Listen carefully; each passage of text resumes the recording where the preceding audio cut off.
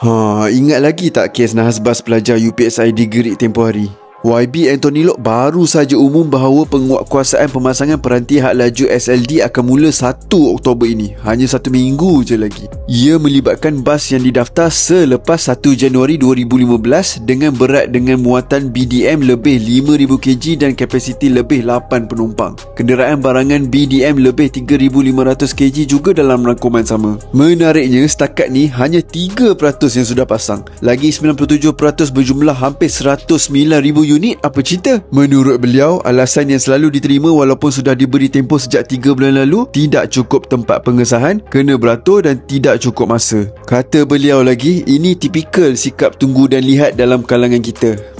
Betul juga kan? Apapun, pihak kementerian akan bagi notis terlebih dahulu, bukan saman. Dalam masa 10 hari, kena kemukakan bukti pengesahan pemasangan SLD di JBJ. Kalau tak, baru tindakan keras akan diambil.